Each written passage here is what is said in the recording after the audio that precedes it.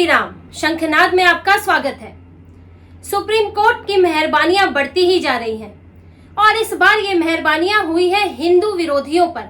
वो लोग जिनको हिंदू धर्म से मतलब नहीं, हिंदू आस्था से मतलब नहीं, जो हिंदुओं के त्योहारों पर हर बार सवाल उठाते हैं, आज सुप्रीम कोर्ट उन पर मेहरबान हो गया है और इसीलिए उत्तराखंड, यूपी और मध्य प्रदेश की सरकार ने कांवड़ यात्रा के दौरान उसके लिए जो आदेश दिया था उस पर अंतरिम रोक लगा दी है।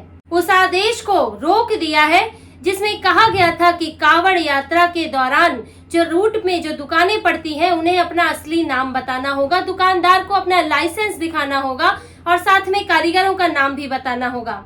हालांकि उसमें ऐसा कुछ नहीं था कि खरीदार किसकी दुकान से क्या खरीदे, वो खरीदारों की मर्जी है, कांवड़ियों की मर्जी है, लेकिन दुकानदारों को ये स्पष्टता रखनी होगी कि वो कौन है, उनकी ये दुकान किसकी है, ये नाम उन्हें बताना होगा। लेकिन सुप्रीम कोर्ट को ये आदेश बड़ा ही सांप्रदायिक लगा और लगा कि इसको खारिज करके ही सेक्युलरिज्म आ सकता है। और ये सेक्युलरिज्म क्या है? ये सेक्युलरिज्म है कि हिंदू थूका हुआ खा ले, हिंदू उस प्लेट में खा ले, कांवड़िया उस प्लेट में खा ले जिस प्लेट में कुछ समय पहले नॉनवेज परोसा गया हो, या फिर मुसलमान की उस दुकान में वो गलती से पहुंच जाए जिसमें शिव ढाबा, कृष्णा ढाबा, गंगा ढाबा लिखा हो और हिंदू को बेवकूफ बनाने के लिए अंदर भगवान की मूर्तियां लगाई हो और हिंदू को खाना परोसा जाए। और क्योंकि जिसकी आस्था नहीं वो कैसे खाना दे रहा है, वो कैसे खाना बना रहा है, इसकी गारंटी कौन लेगा?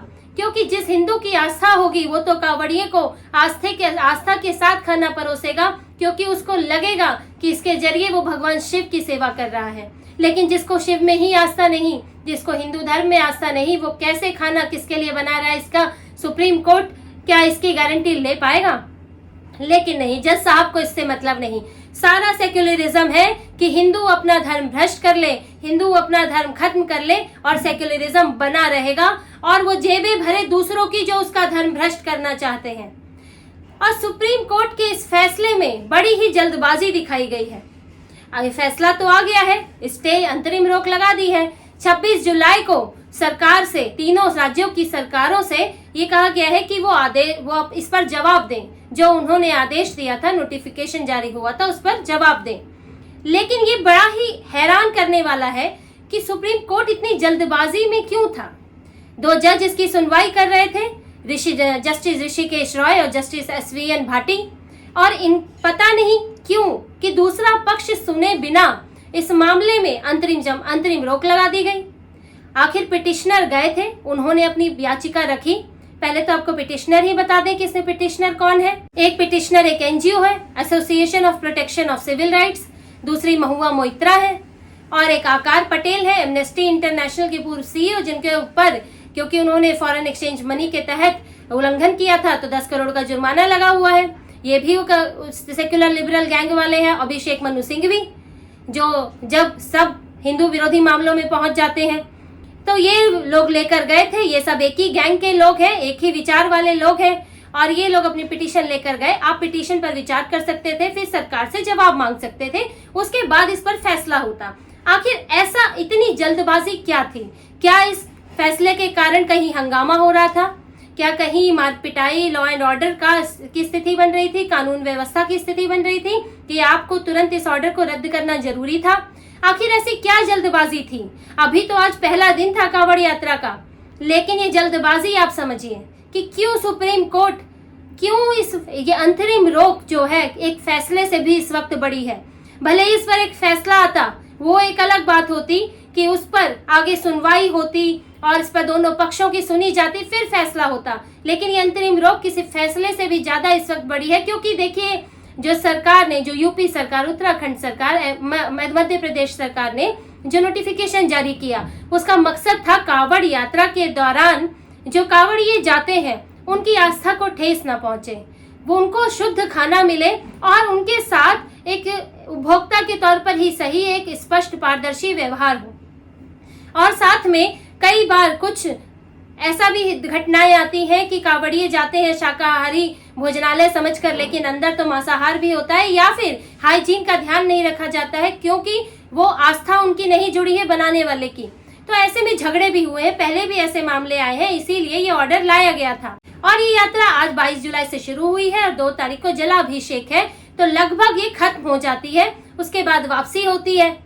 तो इस दौरान ये 11 दिनों का जो समय है, इसके लिए विशेष तौर पर यह आदेश था कि जिसमें आस्था के साथ खिलवाड़ ना हो, हिंदुओं को बेवकूफ ना बनाया जाए, उनकी आस्था को बेवकूफ ना बनाया जाए, तो ये इसलिए आदेश दिया गया था। लेकिन अब इसमें अब लग गया है अंतरिम रोक। अब अगली सुनवाई 26 को, अब सरकार अपना पक्ष रखेगी, उसके बाद फिर दूसरे पक्ष को बुलाया जाएगा, वो अपना पक्ष रखेंगे, बीच में 2 दिन की छुट्टी भी पड़ जाएगी, सैटरडे संडे पड़ जाएगा, उसमें जज साहब कैसे सुनेंगे। अब बहुत से जल्द आप सुनवाई करेंगे तो 15-20 दिन बाद ही कोई फैसला आ सकता है, होने को तो महीनों भी लग सकते हैं। लेकिन उतने में क्या होगा, कांवड़ यात्रा खत्म हो जाएगी और वही उसी तरह कांवड़िए एक भ्रम में रहकर किसी के यहाँ खाना खा लेंगे, ना चाहते हुए भी ऐसी जगह खाना खा लेंगे जहाँ उनके आस्था को ठेस पहुंच सकती है, क्योंकि उनके वो किससे खा रहे हैं, किससे खाना खा रहे हैं, उनको पता ही नहीं होगा। यार ये हिंदुओं के साथ, कांवड़ियों के साथ ये अन्याय जारी रहेगा। उसके बाद क्या फैसला आता है वो तो इस पर निर्भर करता है। अगर पक्ष में भी फैसला आ गया तो अगले साल कांवड़ यात्रा आएगी, उस दौरान क्या होता है, तब क्या होता है वो तो तब देखना होगा। अगर विरोध में फैसला आ गया तब तो परमानेंट कांवड़िए और हिंदू जो है वो बेवकूफ बनते रहेंगे। उसके लिए तो फिर सरकारों को कोई नया कानून ही लाना पड़ जाएगा, क्योंकि सुप्रीम कोर्ट फिर कोई रास्ता नहीं छोड़ता है। लेकिन अब सुप्रीम कोर्ट ने ये स्टे लगाया और ये स्टे इन 15 दिनों, इन 10-12 दिनों को खा जाएगा। इन 10-12 दिनों के दौरान ये स्टे जो है, जो दूर प्रोपेगेंडिस्ट है, जो हिंदू विरोधी है, उनका काम सुप्रीम कोर्ट ने कर दिया है, उनके मन को शांति मिल गई है। और जो उन्हें डर था कि कांवड़ियों का पैसा अब मुसलमानों को मिलेगा कैसे, अब वो मिल जाएगा। अब सुप्रीम कोर्ट ने इस मंशा को पूरा कर दिया है। सुनवाई होती रहे वो तो होती रहेगी।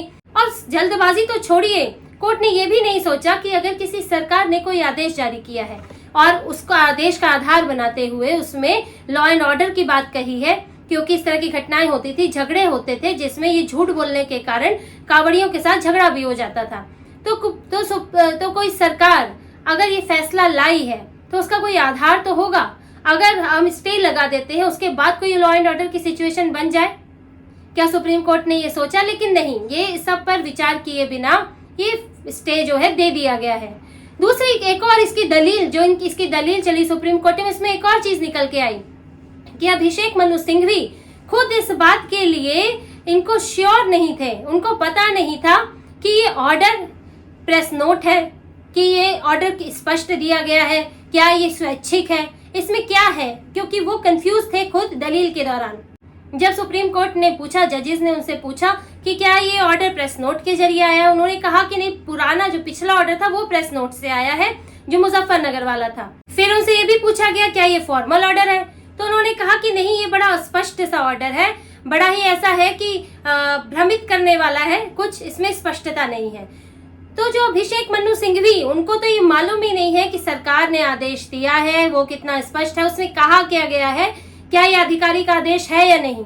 तो उनको ये नहीं पता, जो प्ली लेकर आए हैं, याचिका लेकर आए हैं, उनको खुद कई चीजों की जानकारी नहीं है। और सुप्रीम कोर्ट ने उस याचिका पर इतने बड़े फैसला दे दी, इतना बड़ा स्टे लगा दिया, उस पर अंतरिम रोक लगा दी। ये कई सवाल इस मामले में खड़े होते हैं कि आखिर इस अंतरिम रोक का मकसद क्या है।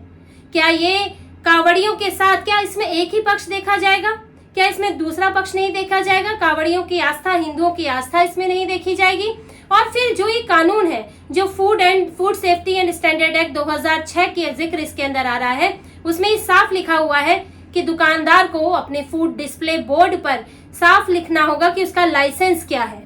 लाइसेंस में नाम भी होता है, लाइसेंस का नंबर भी होता है, तो वो आपको बताना होगा। साथ में ये भी बताना होगा कि उसमें क्या खाने का सामान है और क्या उसमें, और क्या हाइजीन के क्या तरीके अपनाए गए हैं। तो जब ये नियम लाया गया था तब राज्य में मुलायम सिंह की सरकार थी, 2006 की बात है, नोटिफाई हुआ 2011 में, तब केंद्र में कांग्रेस की सरकार थी। तो ये ना तो बीजेपी लाई, बीजेपी ने सिर्फ इसका सख्ती से पालन कराया, क्योंकि लॉ एंड ऑर्डर की सिचुएशन पैदा हो रही थी। इसीलिए कांवड़ के दौरान ये कहा गया कि ये नियम का सख्ती से पालन हो। लेकिन अपने ही लाए कानूनों को खारिज कराने पहुंच गए इन्हीं के वकील अभिषेक मनु सिंघवी। और सुप्रीम कोर्ट ने सिर्फ उन लोगों की कुछ बातें सुन के आदेश दे दिया जिनका मकसद क्या है, जो सिर्फ एक विचार वाले हैं, जो सिर्फ एक प्रोपेगेंडा के तहत चलते हैं, जिन्हें सिर्फ मुसलमानों को खुश करना है और ये बताना है कि हम आपके लिए दिन रात जुटे हुए हैं, जिनको हिंदू आस्था से कोई लेना देना नहीं है, जो सिर्फ हिंदुओं को बेवकूफ बनाते हैं भाईचारा, सेक्युलरिज्म, लिबरलिज्म के नाम पर, क्योंकि सारा त्याग हिंदुओं से कराते हैं। और ये एक अलग विचारधारा है। और आपने क्योंकि इन्होंने सोशल मीडिया पर हंगामा कर दिया था, तो सुप्रीम कोर्ट भी शायद उससे प्रभावित हो गया कि क्या हो गया कि सुप्रीम कोर्ट को इतना हड़बड़ी में फैसला देना पड़ा। क्योंकि अगर सोशल मीडिया पर अब कल को मान लीजिए इस फैसले के बाद दूसरा पक्ष लगातार इस पर ट्वीट करे और लगातार इस फैसले को गलत बताए, तो क्या आप फैसला बदल देंगे? तो क्या आप इस स्टे को हटा लेंगे? सुप्रीम कोर्ट को तथ्य देखने चाहिए कि सुप्रीम कोर्ट को ट्रेंडिंग देखना चाहिए कि ट्विटर पे ट्रेंड क्या कर रहा है और उसमें किसने पोस्ट किसके हैं। आखिर आपने तथ्य के लिए दूसरे पक्ष से जवाब क्यों नहीं मांगा और अंतरिम रोक क्यों लगा दी? ये सवाल बनते हैं, ये जल्दबाजी के सवाल, ये कई चीजों को दरकिनार करने के सवाल, ये सवाल उठते हैं इस फैसले पर। लेकिन ये एक बात भी तय हो गई है कि सरकार किसी की हो, सिस्टम तो हमारा है।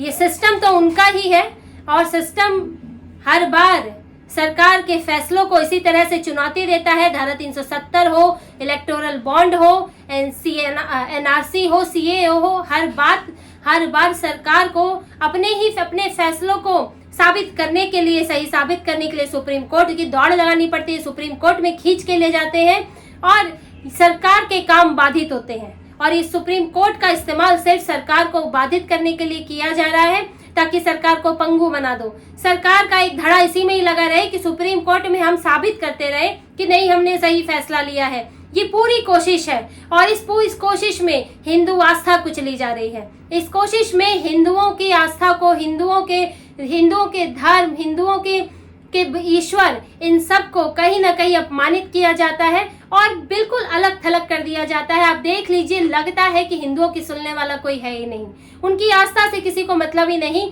कोई फिल्म आती है जिस पर मुसलमान, हमारे 12 फिल्म आती है, उस पर यह कह दिया जाता है कि नहीं, इस पर रोक लगाई जाए और इसको, क्योंकि ये कुछ की आस्था को ठेस पहुंचाती है। और जब पीके जैसी फिल्म आती है तो कह दिया जाता है कि नहीं, ये आपको जिसको पसंद नहीं है वो ना देखे। ये देखिए, भारत में ये हिंदुओं की स्थिति है और इस स्थिति में ये जो सिस्टम है, जिसका हिस्सा अब सुप्रीम कोर्ट भी दिख रहा है, वो बार बार ऐसे ही फैसले देता है जो हिंदुओं के खिलाफ जाते हैं, जो हिंदू विरोधियों के पक्ष में जाते हैं और पूरा इकोसिस्टम अब इसी तरफ बढ़ रहा है। तो इसी तरह की और खबरें और विश्लेषण आपके लिए लाते रहेंगे। हमसे जुड़े रहिए, सब्सक्राइब कीजिए, कमेंट कीजिए। बहुत बहुत धन्यवाद। जय श्री राम।